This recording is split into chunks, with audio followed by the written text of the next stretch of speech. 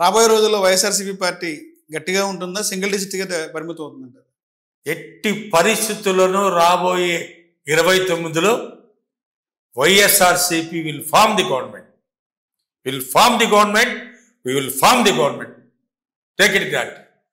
YCP అనే భూతాన్ని పాతి పెట్టేసాము, సమాధి చేస్తామని చెప్పి కూడా ఒంటరిగా చెప్తారు. ఎలా స్పందిస్తారు మీరు? సాధ్యపడదంటారా ఆంధ్రప్రదేశ్? ఏమండి, నీకు భయం పుట్టే ఇద్దరితో కలుపుకున్నావు. మీ చరిత్రలో ఒక్కడికి వచ్చిన దాఖలా లేదు. వేరేజ్ మేము సింగిల్గానే వస్తున్నాం, సింగిల్గానే ఉంటాం. నువ్వేమన్నా సింగిల్గానే వస్తావా? రండి, సింగిల్గానే రండి. మరి ఎవరిని భూస్థాపితం చేస్తారో చూద్దాం. పెద్దవాడయిండి ఆ మాటలు ఏంటండి? కొడుకు వయసు అంత పెద్దవాడయింది ఆ మాటలు, అలాంటి మాటలు మాట్లాడేది. అది ఆయన విఘ్నతకు వదిలేద్దామండి, పెద్ద ఆయన. సార్, జగన్మోహన్ రెడ్డి గారు అవినీతి సొమ్ముతోనే బల ప్రదర్శన చేస్తున్నారని చెప్పి ఈ రోజున బీటెక్ రవి గారు చెప్తారు, పులివెందుల టీడీపీ ఇన్ఛార్జ్. సహజమే కదా, వాళ్ళు చెప్తారు కదా. ఎదురు పార్టీ వాళ్ళు ఇప్పుడు వాళ్ళు చెప్పడానికి ఏదో మ్యాటర్ కావాలి కదండి. చెప్తారు, చెప్పలేండి. చెప్పినంత ఇప్పుడు ఇవాళ నువ్వు గవర్నమెంట్ మీరు రూల్ చేస్తున్నారు, ప్రూవ్ చేయండి. మీరు మా మీద వేసిన మట్టి అంతా కూడా శుభ్రంగా మా ఒళ్ళంతా పోయండి, మీరు ప్రూవ్ చేసి. ఎందుకు అనవసరమైన మాటలు? మీరు మాట్లాడను, మేము మాట్లాడాలి. దీనివల్ల ఉపయోగం లేదు కదా. ప్రజలకైనా ఉపయోగం అండి ఇటువల్ల? నువ్వైనా ప్రజలకు ఉపయోగపడే 4 మంచి మాటలు చెప్పు, వాళ్ళకి చేస్తానన్నది చేయి, వాళ్ళకి ఉపయోగం చేయి. అది ఎవడన్నా హర్షిస్తారు ప్రజలు కూడా. అది వదిలిపెట్టి అసలు వీళ్ళిద్దరూ కూడా మైకు ముందుకు వస్తే జగన్ గారి విషయం తప్పిస్తే జనానికి కావాల్సిన విషయాలు ఏమన్నా మాట్లాడుతున్నారా? మేము పథకం పెట్టాం, ఇట్లా చేసాం, ఏమన్నా చెబుతున్నారా? ఊరికే ఈయన గురించి మాట్లాడడం తప్పిస్తే ఏమీ లేదండి. చూద్దాం రాబోయే రోజులు ఎట్లా ఉన్నా పర్లేదు. సార్, గత 5 ఏళ్ల కాలంలో పార్టీలో పదవులు అనుభవించినటువంటి నాయకులు చాలామంది ఉన్నారు. అంటే పేరు కూడా చెప్పవసరం లేదు. జగన్మోహన్ రెడ్డి గారిని దేవుడు అన్నారు, రాముడు అన్నారు, చాలా పూజించని చెప్పి పెద్ద పెద్ద మాటలు మాట్లాడారు.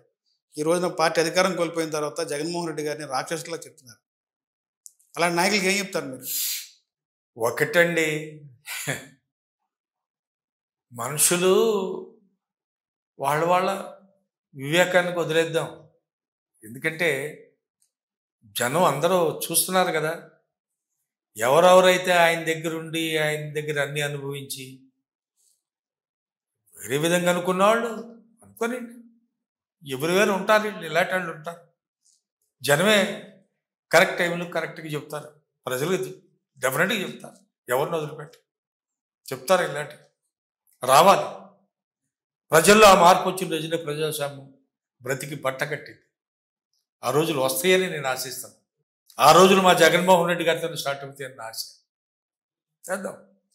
సార్, మాజీ ఎమ్మెల్యే వైసీపీ పార్టీ ఉండే నాయకులు ఆర్కే గారికి మీకు మధ్య ఏంటో ఏమన్నా విభేదాలు? మా మధ్య అసలు ఏ విభేదాలు లేవండి. గతంలో ఆయన ఉన్నప్పుడు కూడా వేమారెడ్డి వర్గం, ఆర్కే వర్గం అయితే ఉండేవాడు. వర్గాలు నేను ఎప్పుడు మెయింటైన్ చేసి పార్టీకి ఇంకో విధంగా చేయలే. ఆయన పందాలు ఆయన నడుచుకునేవాడు, మేము మా పందాలో మేము ఉండేవాళ్ళం. మా దగ్గరికి వచ్చిన వాళ్ళకి మాకు చేతనైంది మేము ఏదో మంచి చెడు చేస్తూ ఉండేవాళ్ళం, అంతవరకే. కానీ ఆయనకి మాకేముందండి? ఆయన మేము వ్యాపారస్తున్నామా లేకపోతే ఆయనకి ఏమి అలాంటిదే. సార్, ఇప్పుడు సూపర్ 6 బాగుందా? అప్పుడు మీరు ఇచ్చిన నవరత్నాలు బాగుందా? రెండిట్లో ఏది బాగుంది? సూపర్ 6లో ఏముందని చెప్పాలి ఇప్పుడు? సూపర్ 6లో ఏమి నువ్వు కొత్తగా ఇచ్చిందంటే చెప్పు, నేను చెబుతా. 90% అమలు చేస్తామని చెప్తున్నారు. ఏం చేశారు సార్? ఒక్క పెన్షన్ తప్ప. పెన్షన్ 3000 ఆల్రెడీ జరుగుతుంది. మీరేమో 1000 కల్పిస్తా అన్నారు. మేమేమన్నాం? ఇమీడియట్గా కలపలేని 1000 అంచెలంచెలుగా కలుపుతానన్నా. దానికి ప్రజలు కొద్దిగా ఆశపడ్డారు. ఈ ఎన్నికలు ఆడావుడు ఈ జరిగి మళ్ళీ గవర్నమెంట్ వచ్చి ఫామ్ అయ్యి ఈ 2-3 నెలలు కూడా మీకు కల్పిస్తాను అన్నాడు మళ్ళీ అతను. అదొక ఆశ. అవునండి. 4-3 7,000 ఒక్కసారి అబ్బో ఇదేదో పెద్ద అమౌంట్. ఆ 7,000లో జీవితాలు అయిపోతాయి దాన్ని. అదొక చిన్న ఆశ, సామాన్య మానవుడికి చిన్న ఆశ. ఆశ వల్ల కొన్ని జరిగే, అంతకుమించి ఆయన చేసిందే ఉందండి. దానికి మళ్ళా ప్రతిగా కొంతమందిని పీకేశాడుగా. నీకు చిలుకు చొక్కా వేసుకున్నావు, నీకు కాళ్ళకి బూట్ ఉంది, మీ ఇంట్లో కరెంటు 300 యూనిట్లు పైకి గాలింది, మీ ఇంట్లో 2 మోటార్ సైకిళ్ళు ఉన్నాయి, కాబట్టి నువ్వు పనికిరావు. తీసినవి ఉన్నాయి కదా బోల్డెలు. సార్ ఇప్పుడు ఆర్కే గారి వల్ల ఉన్న పార్టీ క్యాడర్ డిస్టర్బ్ అయిందా? పార్టీ అలా క్యాడర్ అలా ఉందంటారు? ఆయన పందాలు ఆయన చేసుకెళ్ళాడండి. ఆర్కే గారు ఉన్నప్పుడు ఆయన పందాలు వాళ్ళు చేసుకెళ్ళాడు. ఆయన కూడా మంగళగిరిలో బ్రహ్మాండమైన డెవలప్ చేశాడు. మంగళగిరిలో ఏనాడు అంత డెవలప్ కాల చేశాడు. తన వంతు తను చేశాడండి. క్యాడర్ అంటే తనకి ఆ అనుభవం అవకాశం ఉన్నంత వరకు చేశాడు. అంటే గతంలో ఆర్కే గారికి అందరినీ కలగలుపు లేదు కనుక పార్టీ ఈ రోజున దెబ్బతిందని చెప్పంటారు. అదేం కాదండి, ఒక్కొక్కళ్ళు మనస్తత్వాలు ఒక విధంగా ఉంటాయి బ్రదర్. ఇప్పుడు రాజకీయాలు ఎట్లా ఉంటాయంటే, మీరు ఒక 10 మందికి కలిసి వస్తే 10 మందిని కూర్చొని బాగున్నారా, మంచి చెడు అడుగుతారు, అది అంటారు. ఆయనకు ఉండే కార్యక్రమాల వల్ల ఆయన వల్ల ఏదన్నా ఎప్పుడన్నా కొద్దిగా కలవలేకపోవచ్చు కొందరిని. అంత మాత్రం చేత ఆయన ఏదో కార్యకర్తలకు దూరం అని కానీ అలాంటిది కూడా ఏం లేదండి. ఏదో గడిచిపోయింది. గతంలో ఆర్కే గారు ఎమ్మెల్యే గారు ఉన్నప్పుడు వేమారెడ్డి గారిని లెక్క చేయలేదనేది ఒక ఆరోపణ. నిజంగా ఒకటి బ్రదర్, నన్ను లెక్క చేయడానికి నేను పెద్ద ఇదే నన్ను లెక్క చేయాల్సిన అవసరం. మంగళగిరిలో కిలోలు పోషించారు. వయసు కుటుంబానికి చాలా అతి ప్రియులు మీరు. కావచ్చు పార్టీని డోర్ టు డోర్ కింద గ్రౌండ్ లెవెల్ తీసుకెళ్లారు. మీకు ఇప్పుడు రైట్ బ్రదర్, ఆర్కే గారితో పోల్చుకోండి, మీకు 40 ఏళ్ల రాజకీయ అనుభవం ఉంది మీకు ఇక్కడ. కావచ్చు బ్రదర్. ఇప్పుడు ఆయన ఒక్కొక్కరికి ఒక స్టైల్ ఉంటుంది. కాంగ్రెస్ పార్టీ కంచుకోట. అవును బ్రదర్, ఒక్కొక్కరికి ఒక్కొక్క స్టైల్ ఉంటుంది. ఇది లైఫ్లో కానీ రాజకీయాల్లో కానీ ఒక్కొక్కరికి ఒక స్టైల్ ఉంటుంది. ఆయన స్టైల్ ఒక విధంగా ఉంటుంది, నా స్టైల్ ఒక విధంగా ఉంటుంది. అంతకుమించి ఆయన నన్ను ఏం చేసింది లేదు, నేను ఆయన ఏం చేసింది లేదు. ఆయన స్టైల్లో ఆయన చేసుకున్నాడు. That's all. మీరు వచ్చిన తర్వాత పార్టీ ఎలా ఉంది పరిస్థితి? మంగళగిరి కాన్స్టిట్యున్సీ బ్రహ్మాండంగా ఉంది.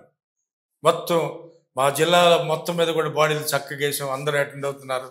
పిల్లలందరూ కూడా చాలా యాక్టివ్గా ఉన్నారు, చాలా ఉత్సాహంతో ఉన్నారు. మీరు వచ్చిన తర్వాత పార్టీ ప్లాన్ ఆఫ్ యాక్షన్ ఏంటి? మంగళగిరి కాన్స్టిట్యున్సీ చూసుకుంటే ప్రధానంగా ఇక్కడ మంగళగిరిలోనే లోకేష్ కాన్స్టిట్యున్సీ టార్గెట్గా పెట్టారు, చేస్తున్నారు. పార్టీ మీరు వచ్చిన తర్వాత పార్టీలో ఎలాంటి మార్పులు తీసుకొచ్చారు? ఎలాంటి ప్లాన్ ఆఫ్ యాక్షన్ ఏంటి? మా ప్లాన్ ఆఫ్ యాక్షన్ ఇప్పుడు మేము గ్రాస్ రూట్కి వెళ్తున్నాం, జనం మధ్యకి వెళ్తున్నాం. ప్రజలకి చంద్రబాబు గారు చేస్తున్న మోసాలన్నింటినీ మేము చెప్తున్నాం. జగన్ గారు ఉన్నప్పుడు మనకు జరిగిన మంచి ఏంటి, మన ప్రజలకు జరిగిన మేలేంటి, ఈయన వచ్చిన తర్వాత మనకు జరుగుతున్న అన్యాయం ఏంటి, ఈయన చెప్పే అబద్ధాలను మనం మోసపోయి 5 ఏళ్ళు పోగొట్టుకున్నాం. ఎవరి జీవితంలోనైనా సరే 5 ఏళ్ళు అనేది చాలా పెద్దది. అది ఇంటర్లో జాయిన్ అయిన కుర్రాడు డిగ్రీ అయి బయటకు వస్తాడు. కాబట్టి ఇది మీరు ఆలోచన చేసి చేయండి. ఆశలు పడద్దు. ఆశ చూపించి మిమ్మల్ని బుట్టలేసే పనికి మీరు బుట్టలో పడద్దు. వాస్తవాలు ఇవన్నీ మేము జనం దగ్గరికి తీసుకెళ్తున్నాం. కార్యక్రమాన్ని మొదలుపెట్టాం. రాష్ట్ర స్థాయిలో అయింది, జిల్లా స్థాయిలో అయింది, రీజనల్ స్థాయిలో అయింది, మీ కాన్స్టిట్యున్సీ స్థాయిలో అయింది, మండల స్థాయిలో కూడా ఒక మీటింగ్ అయింది. రేపు సండే రోజున మళ్ళా మీటింగ్లు అవుతున్నాయి. 2 టౌన్ స్థాయిలో మీటింగ్లు అయినాయి. అక్కడి నుంచి ఇంకా కిందకి వెళ్ళే కార్యక్రమాలు చేపడతాం.